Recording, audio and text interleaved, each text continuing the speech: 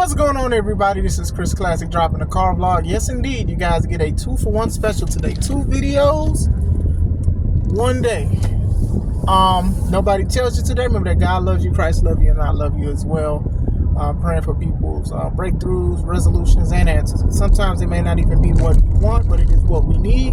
And sometimes it's a learning experience, and sometimes we do need to be disciplined when it comes to certain things. So always remember that. Remember to subscribe to this channel, to Take No Podcast, where I talk about wrestling topics. Make sure you also subscribe to C3 Ultimate Wrestling, me and my wife's professional wrestling company. We have a show next week, September 21st, in Dyer, Indiana, called Into the Limelight. Dyer, Indiana. First time we are there. Tickets are on Eventbrite. $10 for adults, $5 for kids. Also, if you're in the Wisconsin area, this Saturday the 14th to be exact. That's the name of the show for Now That's Wrestling. I haven't wrestled there for like 3 months. And it's good to be back, so make sure you get those tickets for both shows. I wanted to talk about something that was very controversial last Saturday. And I'm talking about AEW's All Out. There were a few things that people talked about. Some people liked the event. Some people thought it was boring, to each their own. But there were 2 major things that happened on the show, and a lot of people were either disgusted or they praised it. First one is Bryan Danielson. After his match, not even during his match, but after his match, the Blackpool Combat Club, they basically turned on what's his name?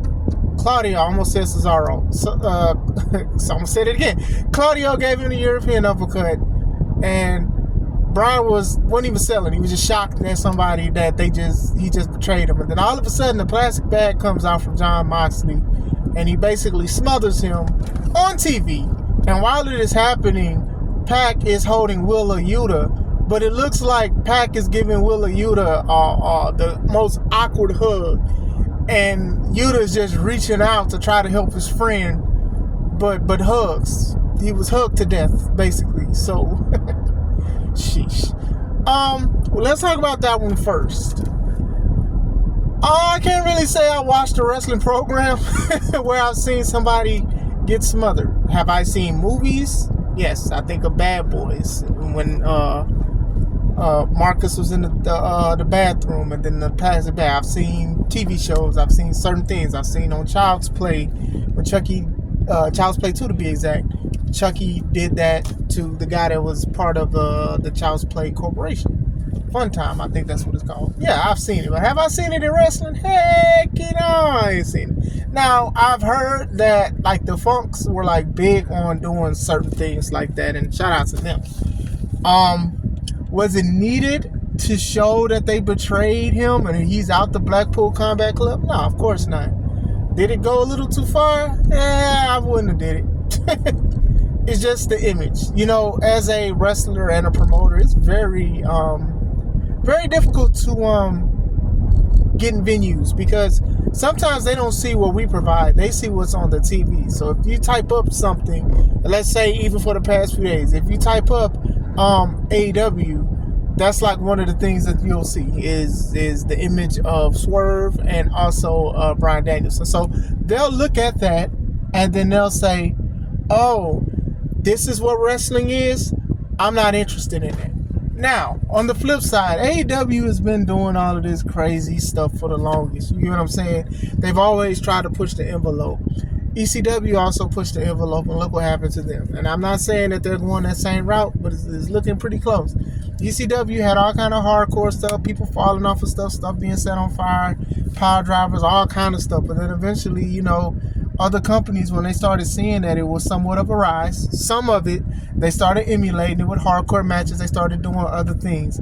Also, Heyman was a bad businessman. I know a lot of people want him to run this and run that, but he was also a bad businessman. But still, eventually people got tired of seeing it. Yes, do they chant ECW? Yes, but as a Sega fan, I still love the Dreamcast and I still love Sega, but let's be honest, they had some bad business decisions and deals. Gotta admit it. As much as we love it, we can chant it, we can shout it out, we can do all that. Let's just be honest here. Gotta be 100% honest when it comes to these kind of situations. You know what I'm saying? But going into it, the plastic bag was somewhat too much because it wasn't even part of the match. It was after the match. So Moxley could have just choked him out with his bulldog choke that he does as a finisher. And I think that it would have got the point across as well. You got some gas, of course. Ooh, look at that. And you got chants. This is murder. This is murder. But that's not something I would have did. Now, is it something to be like, I'm disgusting and this is grotesque and I'm not looking at it no more? No. I don't think it was necessary. I don't think a lot of the stuff is necessary. But, it is what it is. As far as bleeding goes and stuff like that, I think Daniel Bryan's probably going to bleed just like Moxley was bleeding the past 2 years. Blood is very special, and it can be very special, and it also shows the legitimacy of the wrestling sport. But good Lord, if you're always bleeding, it's just like, I wouldn't want to wrestle nobody. If I got new gear, I'm not wrestling you because you're going to bleed on it. And I'm disgusted with that kind of stuff. Anyway, that's how I feel about the bag thing. The bag thing wasn't really necessary. I understand the oohs and ahs and trying to be edgy and trying to push the envelope. They did it. They got people talking. They got people looking at it. They also got people talking about it in the videos. Next spot, I think more people are talking about it a little bit more than this. And it was the lights out, steel cage, rock, paper, scissors match between Hangman Adam Page and Swerve Strickland. Now, I know I've added extra to that name, but it's so many things that they be adding stuff. So, it was some crazy spots. There was the staple gun. I think that's like a staple, pun intended, for Swerve now in cage matches and anything. And even when he had the Texas Death Match, they had staples. So I think that's just a thing that Swerve is going to take, like legit house staples. Like you literally saw it in his skin. You saw a wooden spike from Swerve's burned house that Hangman burned down. You've seen a lot of stuff. You saw pictures of Swerve's family. Like, you've seen a lot. You've seen a cinder block, and all that was good to me. I didn't really mind it. Now, the syringe, I felt, if you guys don't know, this is YouTube. I'm talking about wrestling. Hangman had a bag of stuff that he would like pull out to attack Swerve with. So for some reason, he pulled out a He pulled out a syringe, and he took out Swerve's grill first, then grabbed the syringe and put the syringe in his mouth, and then gave him a hard chair shot. So that was the end of the match. So the syringe part, I don't think the syringe was awesome to me personally.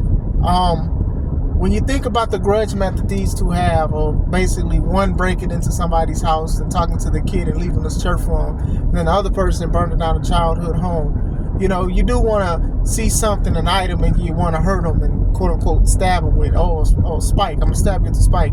Oh, I'm going to drop you on the cinder block. I'm going to hit you with a chair. What, a syringe? Unless you like putting them to sleep or something, but still, even then, that's like a little too much. Like it's a fight, and you just grab the syringe. It's like, hey, you know what? I'm gonna put a syringe in your mouth.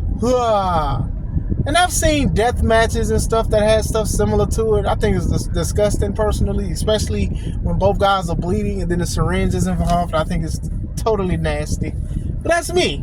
To me, it was too much, a little too much. You didn't need it. It's not something that's going to make me stop watching AEW when I get a chance to watch it. I'll say that. Like I said, you got to slow down with a lot of these anything goes matches, because a few matches before that, Statlander and Willow, I heard they tore the house down with their Chicago street fight. I know that AEW does a big thing of having street fights and lights out matches and all of this stuff. So it's like you're putting a hat on a hat sometimes. The match for what it was a very good match. I did enjoy it. The syringe part, I don't think without the syringe, I don't think it would have took away my overall rating of the match, honestly. And the syringe didn't decrease it neither, if that makes sense. So it wasn't necessary to me. I believe that Tony or AEW, they made a tweet later saying that we don't condone it, which is dumb to me because you actually put that on your platform. You should say, don't try this at home. That's the best thing to do. You guys know I don't like death matches because I do feel like a lot of untrained people do them for the sake of them just saying that they're professional wrestling and they're making money. I think it's dumb. One of the reasons why I'm not that disturbed by it is because I did grow up from the Attitude Era, where those kind of chair shots, unprotected chair shots, they were known, and cinder blocks and all of this other stuff. But it was like for special matches. It wasn't like on every pay-per-view. It wasn't like on every show or whatever like that, which is crazy because the White Six just had a street fight with what is it, American Made? I think that's what they call themselves. But still, so I'm not saying I'm numb to it. I'm just used to it. But like some of the stuff is like very unnecessary. But to each their own. I know a lot of people got upset. And a lot of people was like, oh, well, kids are watching.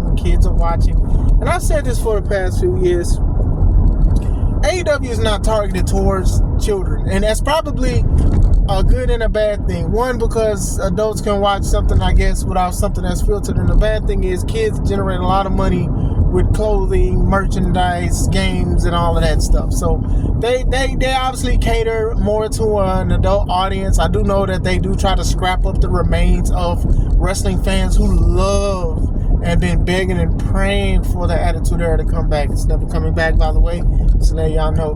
AEW, they push the line, they toed it, they do a whole bunch of things and stuff like that. So sometimes they do things that we have seen before, and then sometimes people like it. Oh, it's different. Look at the blood. Look at this. Look at these crazy cage matches. They giving this to us on free TV. This is a bad thing sometimes. But still, I see the appeal for some people. They want the edgier product. Sometimes people don't want to see a lot of talking and promos and stuff like that. And if you want a show like that, I recommend AEW because a lot of them can't even talk anyway. And to me, that bothers me. But still, some people, y'all want straight wrestling. The viewership, is really stagnant and it usually goes more down than up. But to each their own. But as far as like those spots and controversy, I'm not gonna lie, I cannot wait for Jim Cornette to speak about it. I know I've talked to like a couple of my wrestling friends and we've talked about certain things and like the images and what it can do. Swerve's been doing crazy stuff this whole year. And him and Adam Page, I do feel like they have unfinished business. We'll probably see that years down the line or whatever. Once again, I'm gonna say, plastic bag spot with Bryan Danielson was unnecessary. The syringe with Swerve Strickland was unnecessary. I did feel like they were unnecessary, but I was not that disturbed by it. I was like, oh, this is crazy. I wouldn't have did it as a person who is a wrestler. I wouldn't put that on my kind of show or whatever like that because what we do is already dangerous. But yeah, I definitely get it. Those are the images that stay in people's minds when it comes to wrestling.